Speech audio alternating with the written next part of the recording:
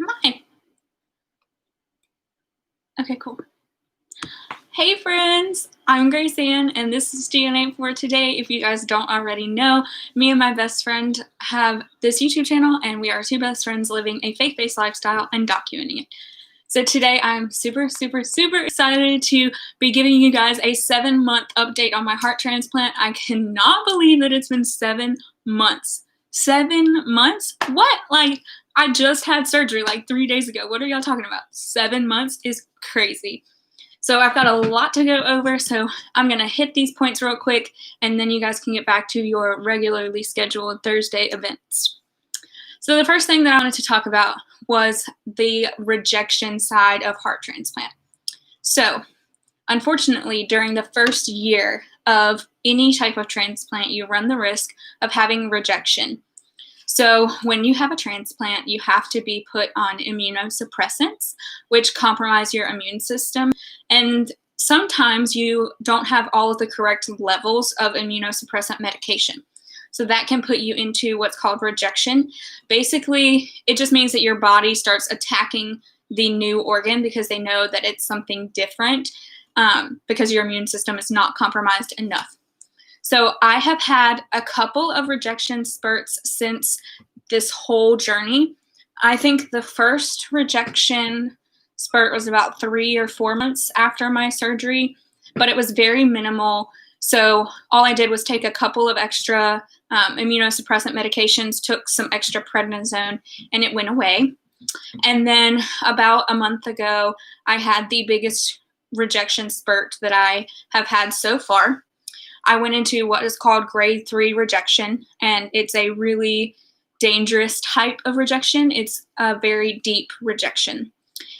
And basically, I had to go through a long process of medication. I had to be put on IV medication that's similar to chemo, and I had to be put on medication that is called like rabbit medication.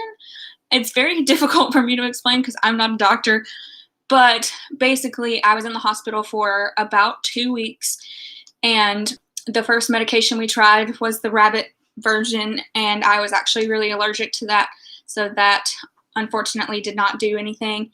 And then, hey Andrea! And then the horse medication was the next step, and I was allergic to that as well, but not as allergic as I was to the rabbit medication. I don't really know how to explain it.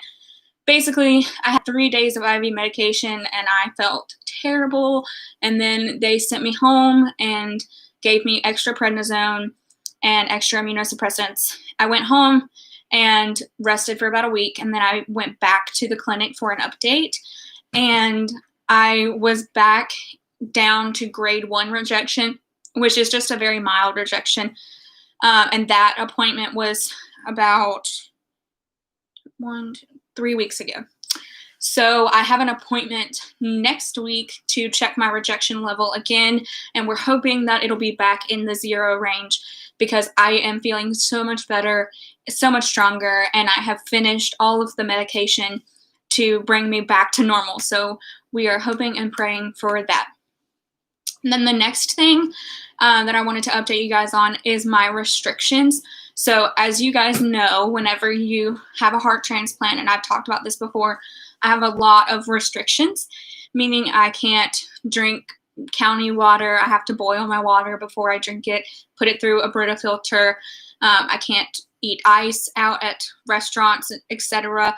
And I can't eat certain foods, etc., etc. So a couple of those restrictions, the like water restriction and ice restrictions, are actually lifted after about a year of transplant. So I'm so excited because my restrictions are going to be lifted so soon because I'm so close to a year.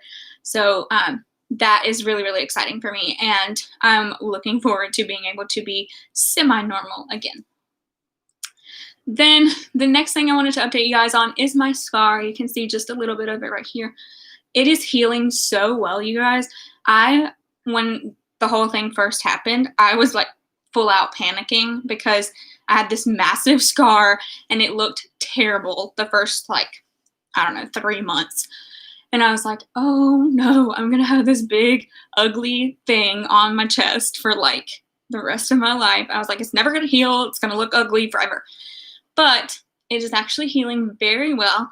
And it is like clean, like I can touch it. It doesn't hurt. It's starting to not be bumpy, if that makes any sense. So it's like actually healing to my body, which is really exciting. And I am allowed to like go swimming and do all of that now. So, oh my gosh, it's so crazy to be able to do things and not be exhausted all the time. Don't get me wrong, I'm still rebuilding my strength. So I still get tired, and I still like have days where I'm just like, okay, I meant to do anything today. But I am starting to feel what everybody considers normal, which is like crazy to me. Like I can walk up a flight of stairs and not get out of breath, which like, what? I've never been able to do that.